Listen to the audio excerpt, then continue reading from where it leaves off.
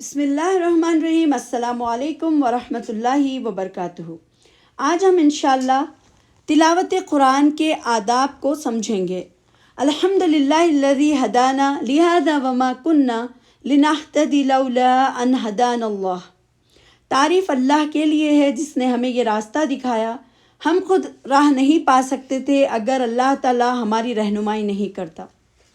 تو اللہ تعالیٰ کا شکر اور اس کا احسان ہے کہ اللہ تعالیٰ نے ہمیں مسلمان بنایا اور اللہ تعالیٰ نے ہمیں نبی صلی اللہ علیہ وسلم کی امتی بنایا، اور ہم کو اللہ تعالیٰ نے قرآن مجید اللہ تعالیٰ نے ہمارے لیے نازل فرمایا، اور اللہ تعالیٰ قرآن کو سمجھنے والا ہمیں بنایا، سمجھنے اور سمجھانے والا اللہ تعالیٰ نے بنایا۔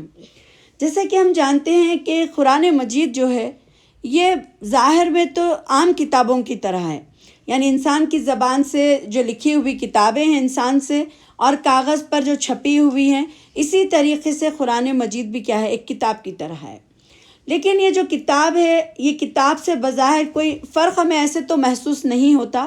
لیکن یہ ایک اپنی منفرد کتاب ہے۔ جیسا کہ ہم ایمان رکھتے ہیں کہ اللہ جو اس کائنات کا مالک، خالق اور آقا ہے، یہ کتاب نازل کردہ ہے، اور اس کتاب کا اپنا بھی یہی دعویٰ ہے کہ قرآن کے آغاز میں اللہ تعالیٰ نے فرمایا سورہ بقرہ آیت نمبر 2 میں، ذالک الکتاب لا ریب فیہ، یہ وہ کتاب ہے جس میں کوئی شک نہیں ہے۔ تو اس کے بعد شروع سے آخر تک آپ پڑھ کر دیکھیے تو اللہ تعالیٰ جگہ جگہ اس بات کا بھی تکرار کر رہے ہیں اور زور دیا ہے کہ ہم نے اس کتاب کو اتارا ہے، یہ اس کی آیات ہماری بھیجی ہوئی ہیں، اور ہماری طرف سے فرشتے جو لوح محفوظ سے امانت دار اور عزت دار فرشتے جو ہیں اس کو لے کر یہاں پر آئے ہیں۔ اور بے شمار صورتیں ہیں اسی دعوے کے ساتھ شروع ہوتی ہیں، جیسے سورہ حامیم سجدہ کی آیت نمبر 2 ہے، تنزیل من الرحمن الرحیم، یعنی یہ خدائے رحمان و رحیم کی طرف سے نازل کردہ چیز ہے۔ سورہ مومن آیت نمبر 2 میں اس کتاب کا نزول اللہ تعالیٰ کی طرف سے ہے جو زبردست ہے اور سب کچھ جاننے والا ہے۔ پہلے جب یہ کتاب نازل ہوئی اور جنہوں نے اس کو براہ راست اس شخص سے سنا جو کہ نبی کریم صلی اللہ علیہ وسلم تھے، ان کے دل پر جب جبرائیل امین اس کو لے کر نازل ہوئے تھے قرآن کو، تو اس کتاب نے ان کو ہلا کر رکھ دیا تھا، بالکل ان کو اندر سے بدل دیا تھا، ان کے دلوں کو، ان کی روحوں میں ان کو ہلچل مچ گئی تھی،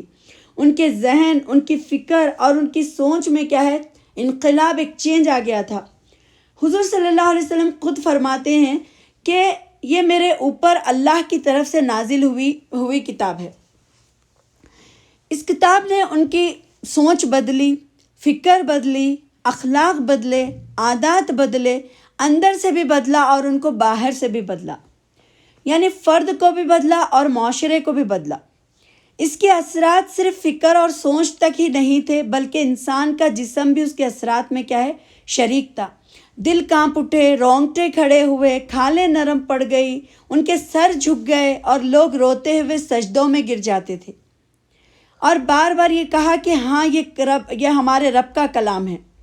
یہ معجزہ نما جو تاثیر تھی، یہ دنیا کے کسی دوسرے کلام میں ہمیں نظر نہیں آتی، کوئی دوسری کتاب میں ہمیں نظر نہیں آتی۔ ایون جو وہاں کے مخالفین تھے وہ بھی یہ کہنے پر مجبور تھے کہ یہ کتاب کسی انسان کا کلام یا پھر کسی انسان کی طرف سے بھیجا ہوا نہیں، بلکہ یہ جادو یا سحر ہے۔ اور اتنے چیلنجز آئے کہ آپ دیکھیے کہ وہاں پر بکریاں چرانے والے، وہاں پر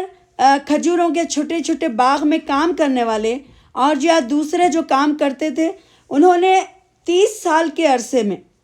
اس وقت کے ساری کی ساری دنیا کے مالک بن گئے، امام بن گئے، قائد بن گئے، اور اللہ تعالیٰ نے انہیں دنیا میں جنت کی خوشخبریاں دی، اور ان کے لیے اللہ تعالیٰ نے جنت کے لیے اور نعمتیں اللہ تعالیٰ نے ان کے لیے عطا کی۔ یعنی ایک معمولی سے غریب انسان جو تھے ان کو بھی اللہ تعالیٰ نے ایک اعلیٰ صفت اور ایک اعلیٰ ظرف، اور ان کی عزت کو اللہ تعالیٰ نے قیامت تک کے لیے باقی رکھا۔ تو یہاں پر سمجھنے کی بات جو ہے وہ یہ ہے کہ آج کیا وجہ ہے کہ وہی کتاب ہمارے پاس موجود ہے جو 1400 سال پہلے جو معجزہ، جو انقلاب ایک برپا ہوا تھا، آج بھی ہمارے پاس وہ کتاب ہوتے ہوئے اور آج بھی ہمارے پاس کروڑوں لوگوں کے وہ کتاب کو پڑھتے ہوئے اور پھر رمضان میں کئی لاکھوں کی کتابیں اس قرآن کو پڑھتے ہوئے، تفاسیر پڑھتے ہوئے، کئی چیزیں آنے کے باوجود انسان کے دل پر یعنی بار بار ڈیلی تلاوت ہونے کے باوجود نماز میں بھی اس کی تلاوت ہوتی ہے، اس کے علاوہ لیکن نہ ہمارے دل کانپتے ہیں، نہ آنکھیں کانپتی ہیں، نہ آنکھوں میں نمی آتی ہے، نہ ہماری کھالیں نرم پڑتی ہیں اور نہ ہی ہمارے رونگٹے کھڑے ہوتے ہیں، نہ ہماری سوچ بدلتی ہے، نہ ہماری فکر بدلتی ہے اور نہ ہماری کوئی عمل میں تبدیلی آتی ہے اور نہ مسلمانوں کی حالت میں کوئی تغیر برپا ہوتا ہے۔ تو یہاں پر دو سوال ہوتے ہیں، ایک یہ ہے کہ کیا قرآن مجید بدل گیا ہے یا قرآن مجید نے اپنی تاثیر کھو دی ہے یا سننے اور ماننے والوں نے اس کو کھو دیا ہے۔ دوسرا سوال یہ ہے کہ کیا آج بھی یہ ممکن ہے کہ 1400 سال بعد زمانے کی اسی قدر اسی دوری کے بعد یعنی حالات اتنے پھر بدلنے کے بعد جیسے سائنس اور ٹیکنالوجی کی اتنی ترقی کے بعد قرآن سے اجنبیت کے باوجود اس کتاب نے 1400 سال پہلے جو معجزہ دکھایا تھا، جو اثرات پیدا کیے تھے، کیا وہ دوبارہ ہم پیدا کر سکتے ہیں؟ تو یہاں پر جواب یہی ہوگا کہ قرآن تو نہیں بدل سکتا اور نہ اس کی تاثیر کھو سکتا ہے۔ اس لیے اس کا یہ دعویٰ بھی ہے کہ ہر زمانے کے لیے یہ قرآن ہر زمانے کے لیے اللہ تعالیٰ نے نازل کیا اور قیامت تک کے یہی قرآن کیا ہے، ہدایت کی رہنمائی کا کام کرے گا۔ پھر اس قرآن میں یہ دعویٰ ہے کہ نبی صلی اللہ علیہ وسلم جو آخری نبی ہیں اور کوئی کتاب نہیں آئے گی، تو اس بات میں پھر کوئی شک بھی نہیں ہے کہ جو کچھ آج 1400 سال پہلے جو رونما ہوا تھے، جو انقلاب لوگوں کے اندر آیا تھا، تو وہ آج بھی آ سکتے ہیں۔ اب ہونا یہ چاہیے کہ آج بھی اس کتاب کو ماننے والے اور سننے والے کا اپنا رب پر، اس کتاب کے کیا ہے بھیجنے والے پر اور اس کتاب پر اتنا حق تو ضرور ہونا چاہیے کہ اس سے وہی فائدہ حاصل کر سکیں جو ہم پہلے لوگوں نے حاصل کیے تھے۔ آج قرآن اتنا عام ہونے کے باوجود بھی ہم اس سے فائدہ حاصل نہیں کر پا رہے ہیں۔ پہلے کیا ہے، ہر ایک کے پاس قرآن نہیں تھا، لیکن صحابہ کرام ادھر نبی صلی اللہ علیہ وسلم سے سنتے اور پھر دوسروں کو سکھاتے اور دوسروں کو پھیلاتے۔ جب لوگوں کے ہاتھ میں ہر وقت قرآن موجود نہیں تھی، اللہ تعالیٰ کا پورا میسج ان کے پاس نہیں تھا، لیکن آج ہمارے پاس ہر گھر میں قرآن رہنے کے باوجود لوگ قرآن کی ہدایت، رہنمائی اور برکت سے محروم ہیں۔ اب سوال یہ پیدا ہوتا ہے کہ یہ کس طرح ممکن ہے کہ یعنی اس کا جواب یہ ہے کہ ہم آج بھی اس کتاب کو اس طرح پڑھ سکتے ہیں، اس طرح تلاوت کر سکتے ہیں، اس سے تعلق کو ہم اسی طریقے سے بنا سکتے ہیں، اور یہ ہے کہ اس طرح ممکن ہے کہ ہم یہ سمجھ کر اس کتاب کی تلاوت کریں کہ اللہ تعالیٰ آج ہم سے بات کر رہا ہے۔ اگر ایسا ہم سوچیں گے تو پھر ضرور ہمارے اندر بھی وہ انقلاب، وہ تبدیلی آ سکتی ہے۔ اور ایک ہے کہ اللہ تعالیٰ کی کتاب کا جو مقام ہونا چاہیے، ہمیں اس کا صحیح شعور اور ادراک حاصل ہونا چاہیے۔ جو چیز صرف برکت کا ذریعہ بن جائے، یعنی اب آپ دیکھیے ہمارے پاس کوئی مشکلات آ جائیں، کوئی پریشانیاں آ جائیں، یا پھر ہمارے پاس کوئی بیمار ہو جائے، یا پھر کسی کی شادی نہ ہو، کسی کو بچے نہ ہوں، تو ہم دن رات اللہ کی طرف متوجہ ہوتے ہیں، اذکار پڑھتے ہیں، دعائیں پڑھتے ہیں، نہ جانے کتنی چیزیں ہمارے سامنے وظیفے آتے ہیں، وہ سب ہم پڑھنا شروع کر دیتے ہیں۔ لیکن اب یہ چیز خالی برکت کے لیے اور دعاؤں کے لیے ہم اس کو رکھ دیتے ہیں، لیکن جب اللہ تعالیٰ ہمیں وہ نعمتیں عطا کرتا ہے تو پھر ہم قرآن کی طرف نہیں پلٹتے۔ اب دوسرا یہ کہ اس کی تلاوت کے جو حقوق ہیں وہ بھی ہم کو ادا کرنا چاہیے، اور ایمان کا یہ تقاضا بھی ہے کہ ہم اس کے حقوق کو ادا کریں۔ تیسرا یہ ہے کہ ہر بات اپنے حالات، اپنی کیفیات اور اپنے دل سے کیا ہے مربوط اور متعلق نظر آئے گی۔ سب سے پہلے ہمیں قرآن کا صحیح مقام کو سمجھنا ہے اور جاننا ضروری ہے کہ اس کا کیا مقام ہونا چاہیے، اور ہمیں اس کی عظمت یعنی اس کی جو بڑائی ہے اور اس کی حقیقت کو سمجھنا چاہیے۔ قرآن کا مختصر تعارف یہ ہے کہ یہ کتاب ہمارے رب کی طرف سے وعدے کی تکمیل یعنی مکمل کر دیا اللہ تعالیٰ نے اپنے وعدے کو، جو انسان کو دنیا میں بھیجتے ہوئے کیا تھا۔ سورۃ البقرہ آیت نمبر 38 میں آتا ہے، فَإِمَّا يَأْتِيَنَّكُم مِّنِّي هُدًى فمن تبع ہدایا فلا خوف علیہم ولا هم یحزنون۔ پھر جو میری طرف سے کوئی ہدایت تمہارے پاس پہنچے تو جو لوگ میری اس ہدایت کی پیروی کریں گے تو ان کے لیے کسی کا نہ تو خوف ہوگا اور نہ رنج کا مقام۔ اب اللہ تعالیٰ نے آدم علیہ السلام کو آزمائش میں ڈالا، انہیں ان کی کمزوریوں سے آگاہ بھی کر دیا۔ پھر جن کمزوریوں کے ساتھ انہیں دنیا کی زندگی گزارنا تھا وہ کمزوریاں کیا تھیں کہ غفلت تھی، بھول تھی، ارادے کی کمزوری تھی، شیطانی بہکاوے کا شکار ہو جانا تھا۔ پھر اللہ تعالیٰ نے قرآن میں فرمایا خلق الانسان ضعیفا، کہ ہم نے انسان کو کمزور پیدا کیا ہے۔ تو ہم کو معلوم ہوا کہ انسان کی کمزوریوں کے ساتھ قرآن ہی وہ کتاب ہے جو خیر اور شر کے کشمکش میں کیا ہے، جس طرح پوری زندگی کا انحصار، سہارا، اپنا ہتھیار، اپنا سیدھا راستہ، یعنی آدمی اگر قرآن کو تھام کر کھڑا ہو جائے تو پھر کیا ہے اس کے لیے راستے خود بخود مل جاتے ہیں۔ اور یہ کتاب جو ہے یہ پورے کش کے ساتھ، یعنی اگر ہمارا حوصلہ ٹوٹ جائے تو یہی حوصلہ دیتی ہے، ہمتیں پست ہو جائیں تو یہی ہماری ہمتیں بڑھاتی ہے، قدم لڑکھڑائیں تو ہمیں مضبوط بناتی ہے، خوف سے گھیر لیتے ہیں اور اندھیرا چھا جاتا ہے، اور قرآن کی روشنی ہی سے کیا ہے ہم کو پھر نور بھی ملتا ہے اور ہم سارے ان اندھیروں سے اپنے آپ کو نکال سکتے ہیں، چاہے دل کے اندھیرے ہوں یا اخلاق کے اندھیرے ہوں یا معاشرے کے اندھیرے ہوں، یہ ساری چیزیں کیا ہے ہم کو قرآن سے ہی ملنی ہیں۔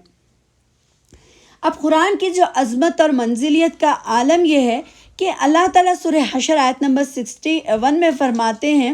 لو انزلنا هذا القرآن على الجبل لرأيته خاشعا متصدعا من خشیۃ اللہ، اگر ہم نے یہ قرآن کسی پہاڑ پر بھی اتار دیا ہوتا تو تم دیکھتے کہ وہ اللہ کے خوف سے دبا جا رہا ہے اور پھٹا پڑتا ہے، تم دیکھتے کہ یہ پہاڑ اللہ کے آگے جھک جاتا ہے، پھٹ پڑتے ہیں اور شق ہو جاتے اور پہاڑ اس کو سہار نہ سکے، لیکن یہ انسان کا حوصلہ تھا کہ وہ اسے پڑھتا بھی ہے اور پھر اس کے بعد بھی نہیں پھٹتا، اس کا دل نہیں پڑتا، آنسو نہیں بہتے اور پھر اس کے اخلاق پر وہ اثر نہیں کرتا اور نہ اعمال ہی ہے۔ کیا عجب حوصلہ ہے انسان کا، دیکھنے کے مطلب یہ قابل ہے کہ یہی وہ کتاب ہے جو انسان کو اپنے رب اور مالک سے کیا ہے پہچان کراتی ہے، اس کے قریب لے جاتی ہے۔ اللہ تعالیٰ ہی کے ذکر سے کیا ہے یہ کتاب بھری ہوئی ہے۔ اللہ تعالیٰ کیسا ہے، اللہ تعالیٰ نے فرمایا سورہ یونس آیت نمبر 57 اور 58 میں لوگوں تمہارے پاس تمہارے رب کی طرف سے نصیحت آ گئی ہے، یہ وہ چیز ہے جو دلوں کو امراض کی شفا ہے اور جو اسے قبول کر لیں ان کے لیے رہنمائی اور رحمت ہے۔ اے نبی صلی اللہ علیہ وسلم کہو یہ اللہ کا فضل ہے اور اس کی مہربانی ہے کہ یہ چیز اس نے بھیجی، اس پر تو لوگوں کو خوشی منانی چاہیے، یہ ان سب چیزوں سے بہتر ہے جنہیں لوگ سمیٹ رہے ہیں۔ تب اس کے بعد آتا ہے کہ ہم تلاوت کا مفہوم سمجھیں، اس کے کیا معنی ہوتے ہیں، قرآن مجید کے ساتھ ہمارا تعلق کیا ہونا چاہیے، اس کو ہم کیسے پڑھنا چاہیے۔ تو اس کے لیے قرآن مجید نے ایک لفظ استعمال کیا ہے، وہ ہے تلاوت۔ یعنی تلاوت کے لفظ سے عام طور پر یہ بات ہمارے ذہن میں آتی ہے کہ قرآن اٹھا لے انسان اور اس کو پڑھنے لگ جائے، یا پھر کوئی مسلمان نماز میں کھڑا ہو کر تلاوت کر لے، یا پھر تلاوت کا لفظ عربی جو زبان ہے اس کا اصل جو مادہ نکلتا ہے وہ تا لام واو سے آتا ہے، جس کے معنی ہوتے ہیں پیچھے آنا۔ یعنی پڑھنا تو یہ ہے کہ حرف کے بعد حرف، لفظ کے بعد لفظ، سینٹنس کے بعد سینٹنس، یعنی جملے کے بعد جملہ، لیکن اس کے معنی جو ہے یہاں پر جو بیان کیے گئے ہیں وہ دل اور دماغ اس کے پیچھے لگ جانا، زندگی بھی اس کے پیچھے لگ جانا، قدم بھی اسی کے پیچھے اٹھنا، اور وہی امام، وہی نور، وہی ہدایت اور وہی رہنما ہو۔ آدمی پڑھے تو اس کا دل بھی اس کے اندر کیا ہے جذب ہو جائے اور اس کی آنکھیں بھی اس کے اندر جذب ہو جائیں، زندگی کا کوئی ایسا پہلو نہ ہو جس میں کیا ہے قرآن اس کے اندر اثر نہ کرے۔ یعنی ایسا یہ ہے کہ تلاوت جب ہم کریں تو ہمارا کوئی حصہ خالی نہ رہے، دل کانپ اٹھے، سوچ بدل جائے اور سب کچھ جب اس کے پیچھے لگ جائے تو یہ تلاوت کیا ہے پھر ہمارے اندر تبدیلی لا سکتی ہے۔ اب انسان تو ایک نامعلوم سی چیز ہے، ایک زمانہ تھا کہ انسان کا کوئی ذکر، کوئی شے نہیں تھا، جیسے اللہ تعالیٰ سورہ دہر آیت نمبر 1 میں فرماتے ہیں هل أتى على الإنسان حين من الدهر، یعنی کیا انسان پر لامتناہی زمانے کا ایک وقت ایسا گزرا ہے کہ جب وہ کوئی قابل ذکر چیز نہ تھا، ہم نے اس کو ایک مخلوط نطفے سے پیدا کیا تاکہ اس کا امتحان لیں، اور اس کے غرض کے لیے کہ ہم نے اسے سننے اور دیکھنے والا بنایا۔ تو اگر انسان اپنے آپ کو قرآن کے حوالے کر دے اور اس کی بلندیوں پر پہنچ سکتا ہے،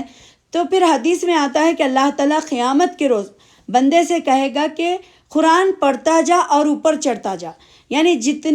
جہاں تک ہم قرآن پڑھتے جائیں گے وہاں پر ہماری پھر کیا ہے، ہمارا گھر، ہمارا مقام جنت میں وہاں پر ہوگا۔ تو یہاں پر ہم کو قرآن کی بلندیوں کو حاصل کرنے کے لیے قرآن کے حصے کو اپنے ذہن میں رکھنا بھی کیا ہے، یاد کرنا ضروری ہے۔ اب اس کے بعد قرآن کے لیے جو شرائط ہیں، کچھ شرائط، کچھ آداب اس کی یہ ہیں کہ نمبر 1، اس میں پہلی چیز یہ ایمان ہے کہ یہ اللہ کا کلام ہے۔ ویسے تو ہم سب یہ یقین رکھتے ہیں کہ یہ اللہ کا کلام ہے اور ہم مسلمان ہیں، لیکن اس ایمان کے کچھ اور عملی تقاضے بھی ہیں جن کے بغیر کیا ہے، ہمارا ایمان ادھورا اور نامکمل بھی ہے، اور اس ایمان کے بغیر یہ کتاب ہدایت اور رہنمائی کا کام نہیں کرتی، اور یہ ایمان اس کے لیے ضروری ہے۔ جو نبی اور رسول تھے ان کے لیے بھی ایمان لانا یہ کیا بہت ضروری تھا۔ جیسے کہ ہم دیکھتے ہیں سورۃ البقرہ آیت نمبر 285 میں، رسول اس ہدایت پر ایمان لایا جو اس کے رب کی طرف سے اس پر نازل ہوئی ہیں، اور جو لوگ اس رسول کو ماننے والے ہیں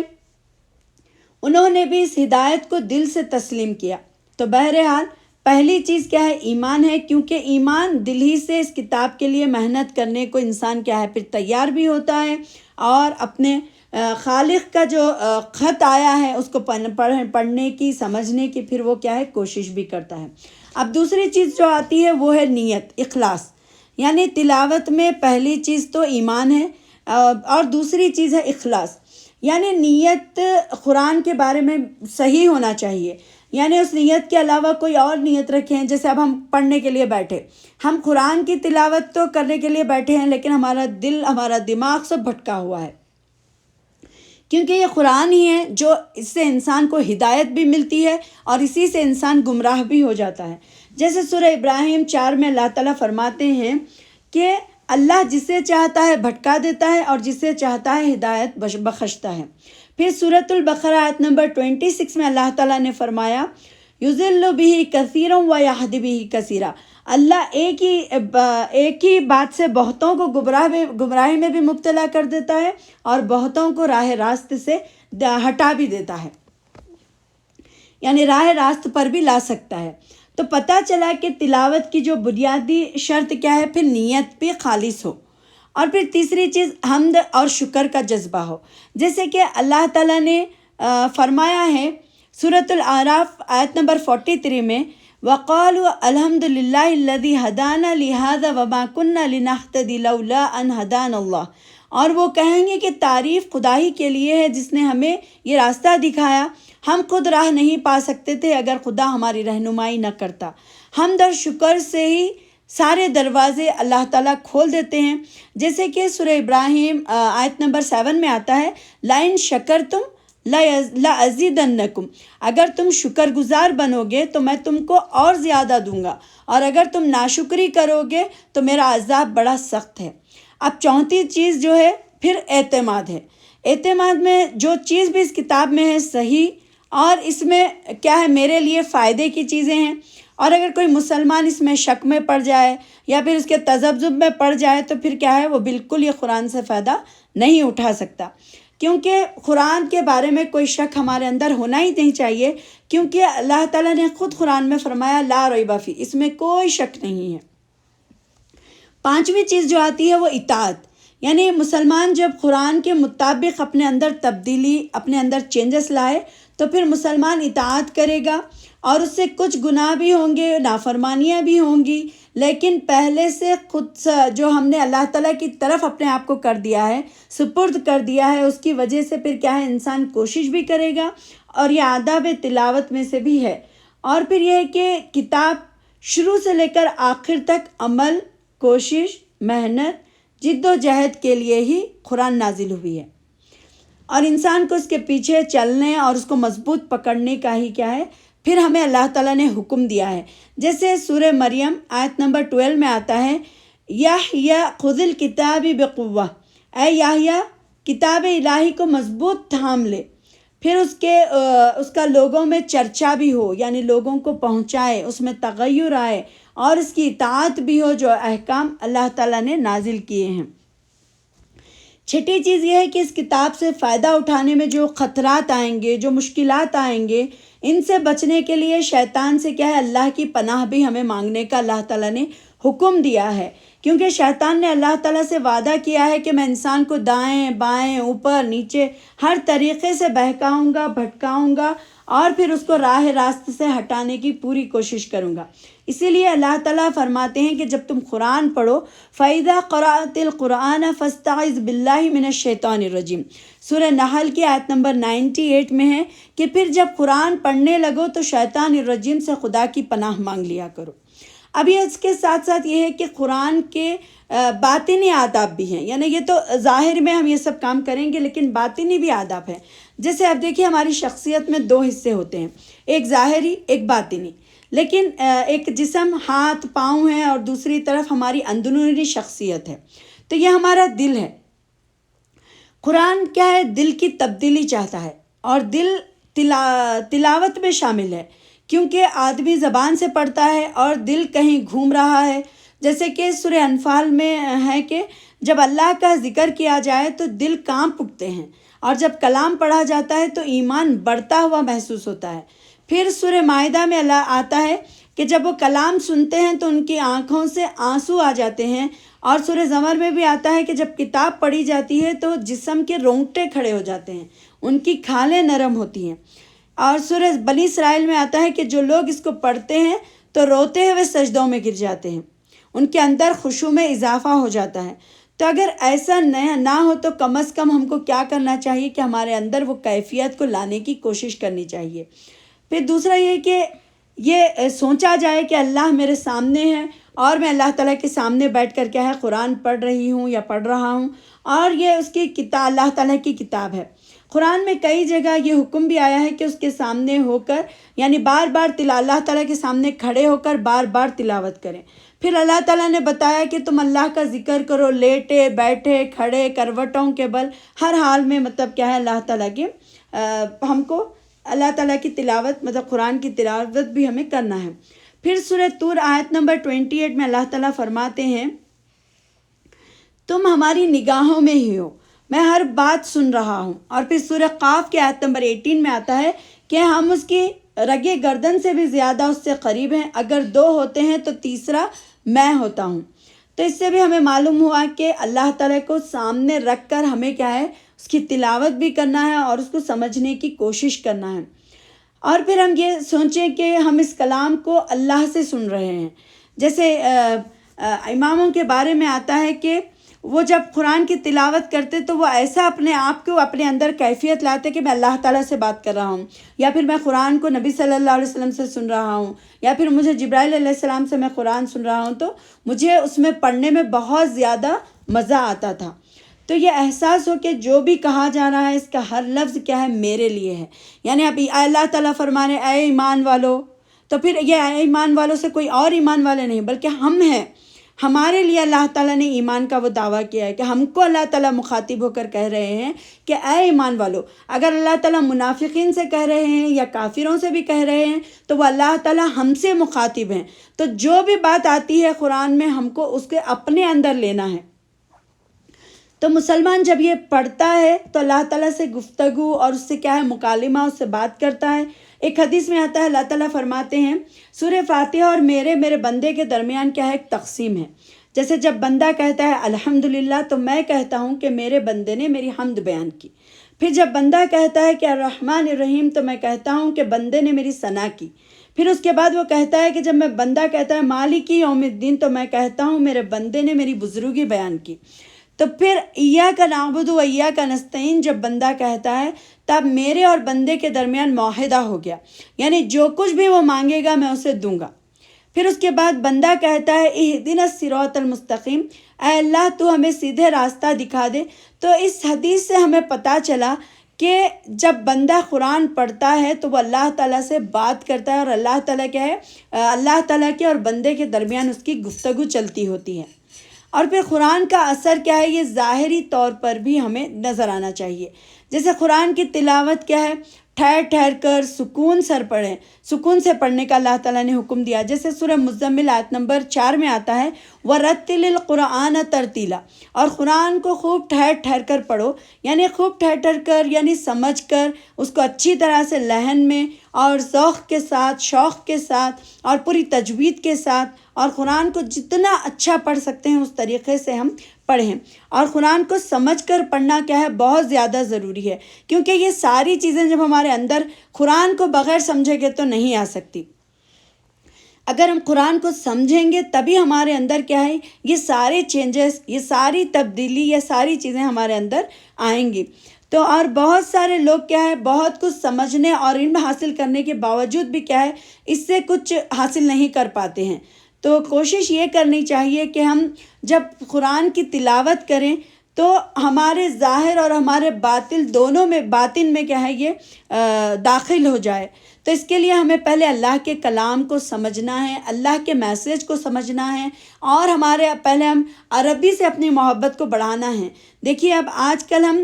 کوئی ایکسکیوز اللہ تعالیٰ کے سامنے نہیں دے سکتے، کیونکہ آج انٹرنیٹ کا دور ہے، ہر چیز ہمارے ہاتھوں میں ہے، اور ہم اس کے باوجود بھی اگر اللہ تعالیٰ کے پاس خالی ہاتھ جائیں گے تو ہمیں بہت زیادہ شرمندگی کا سامنا کرنا پڑے گا آخرت کے دن۔ تو اسی لیے ہم کو کیا ہے، اپنے ظاہر اور اپنے باطن کو اور خشوع اور خضوع کو اپنے اندر پیدا کرنے کے لیے قرآن کو سمجھنا اور پھر اس کو اچھے سے تلاوت کرنے کی ہمیں ضرورت ہے۔ اور میں اللہ تعالیٰ سے دعا کرتی ہوں کہ اللہ تعالیٰ ہم کو قرآن کو سمجھنے اور پڑھنے اور اس کا حق ادا کرنے والے بنائیں، اور اللہ تعالیٰ ہمیں اللہ تعالیٰ کی محبت، قرآن کی محبت ہمارے دل میں ڈالے، اور اس میں اللہ تعالیٰ کیا کہنا چاہتا ہے وہ ساری چیزیں اللہ تعالیٰ ہم کو سمجھائے اور ہم کو ہدایت دے، اور اللہ تعالیٰ ہمیں گمراہیوں سے بچا لے۔ اللہ تعالیٰ جو میں کہہ رہی ہوں، مجھے اور آپ سب سننے والوں کو اللہ تعالیٰ